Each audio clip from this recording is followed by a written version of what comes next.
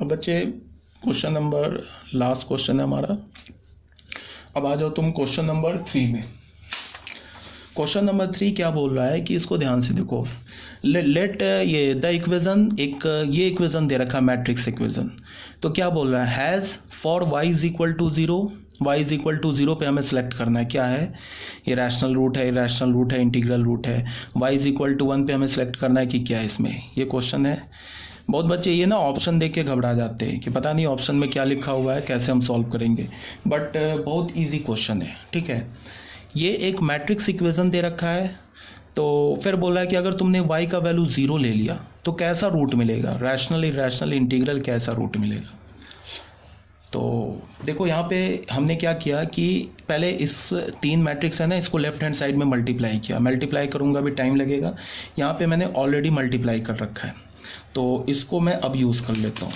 यहाँ तक मल्टीप्लाई, ये तो मल्टीप्लिकेशन जानते होगे। तो हमें क्या मिला, ऐसे मिल गया 1 + 3x + 2x² + y - xy + y²। ये पूरा एक एलिमेंट है, क्योंकि यहाँ भी एक नल मैट्रिक्स है ना एक एलिमेंट का, तो ये हमें मिल गया। इसको हमने मल्टीप्लाई किया ना लेफ्ट हैंड साइड को, तो एक 1/1 ऑर्डर का मैट्रिक्स मिल गया। ये भी 1/1 ऑर्डर का मैट्रिक्स है। मल्टीप्लाई करके देख लेना, यहाँ पे मैंने किया हुआ ऑलरेडी। ठीक है, इसमें टाइम लगेगा इसलिए मैंने मल्टीप्लिकेशन नहीं किया। अब जब तुमने इसको इक्वेट किया तो क्या मिल जाएगा हमें, 2x² प्लस यहाँ से x कॉमन ले लिया तो क्या हो गया, ये 3 - y times x plus of ये क्या हो गया, y² plus y + 1 is equal to 0। ये क्या है बच्चे, ये एक क्वाड्रेटिक इन x है, क्वाड्रेटिक इन x है, x में क्वाड्रेटिक है। अब क्या बोल रहा है, इसको जरा सुनो ध्यान से। क्या बोल रहा है, y का वैल्यू 0 डालो। हमने क्या किया, for y is equal to 0, y का वैल्यू हमने 0 डाला तो हमें क्या मिल गया, 2x²। y 0 डालेंगे तो यहाँ क्या मिल जाएगा 3x, यहाँ y 0 डालेंगे 1 = 0, ऐसा मिल गया। अब यहाँ से हमने x का वैल्यू निकाला, -3 + -√9 - 4a, तो ये हो जाएगा 8/2a, तो 4। तो ये क्या मिल गया, -3 + -1/4।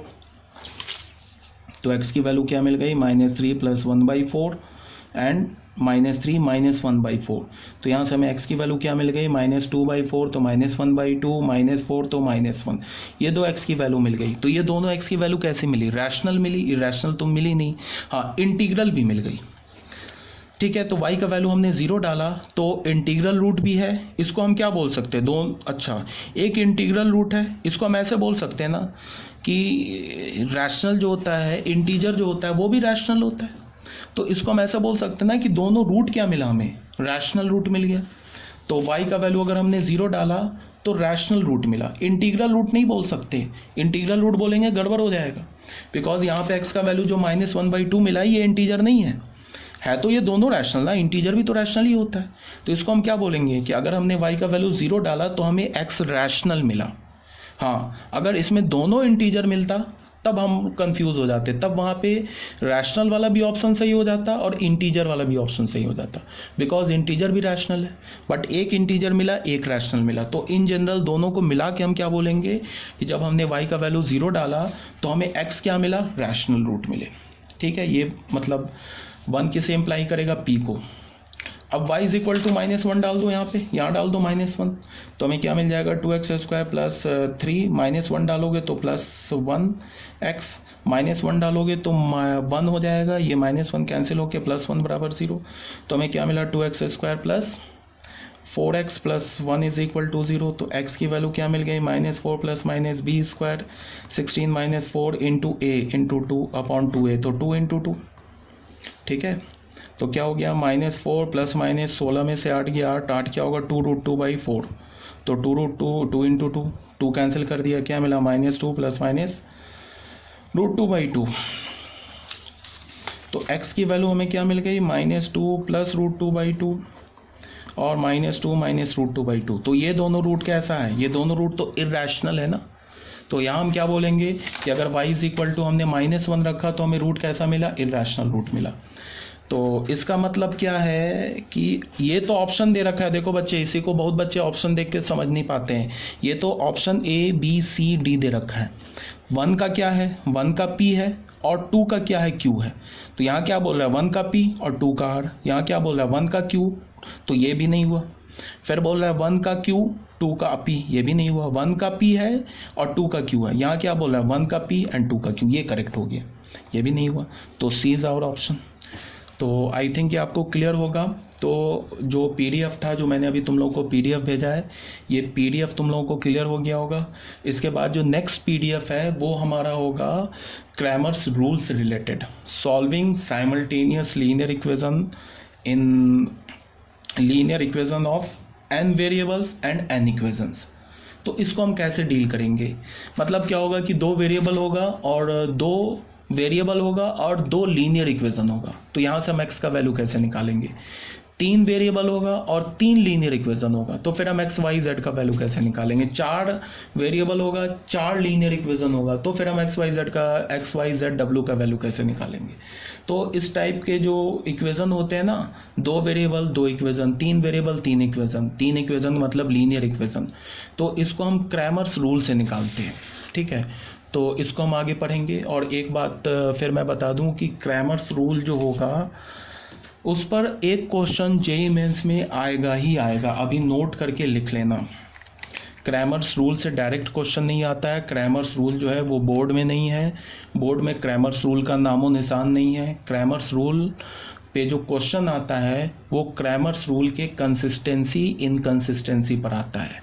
जैसे कि 3 इक्वेशन दे देगा और 3 वेरिएबल दे देगा, बोलेगा कि अगर ये इक्वेशन कंसिस्टेंट है तो बताओ कोई लैम्डा वैम्डा डाल देगा पैरामीटर, तो बोलेगा लैम्डा की वैल्यू क्या। ऐसे ही क्वेश्चन आते हैं और आएंगे ही आएंगे, इस बात को ध्यान में रखो, आना ही आना है। किसी भी तुम डिटर्मिनेंट का क्वेश्चन उठा लो, मतलब एक क्रैमर्स रूल पे तो होगा। ये एक्चुअली डिटर्मिनेंट का पार्ट है, बट हम लोग ऑन द होल जो पढ़ रहे हैं ना, उसमें मैट्रिक्स और डिटर्मिनेंट को हमने मिला रखा है। क्यों मिला रखा है, क्योंकि सेपरेट बिल्कुल पढ़ ही नहीं सकते हो। एनसीईआरटी में सेपरेट करके दे रखा है।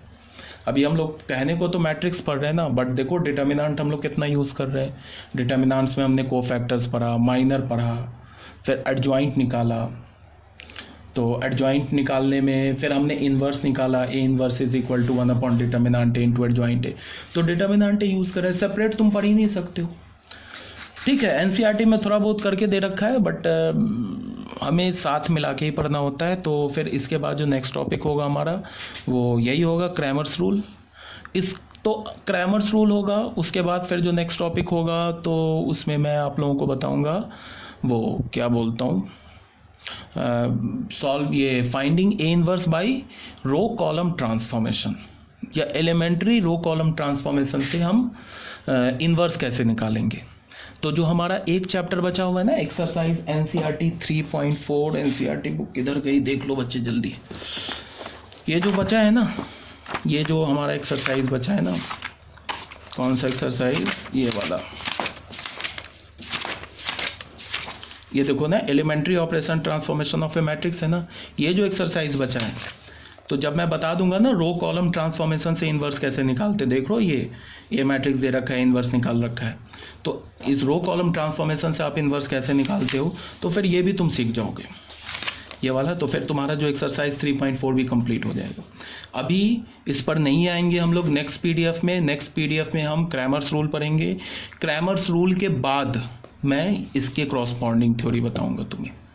ठीक है, तो तुम ये मत सोचना कि अरे मैट्रिक्स चैप्टर ही को सर इतना टाइम लेके पढ़ा रहे हैं।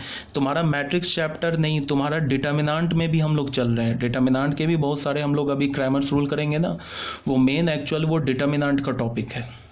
ठीक है, तो मैं दोनों को मिला के पढ़ा रहा हूँ। ठीक है ना, तो आई थिंक ये क्लियर होगा। जो पीडीएफ दिया उसको बार बार पढ़ो, वीडियो लेक्चर में प्रॉब्लम है तो पूछो, और फिर मैं नेक्स्ट पीडीएफ भेजूंगा। ये जो अभी मैंने वीडियो लेक्चर जो अभी मैं आप तुम्हें रिकॉर्ड कर रहा हूँ, तो अभी इसको भेजने मुझे लगता है 1 दिन लग जाएगा, नेट स्लो है। उसके बाद भेजने के बाद फिर मैं पीडीएफ भेजूंगा। ओके, फिर थैंक यू वेरी मच। चलो ओके।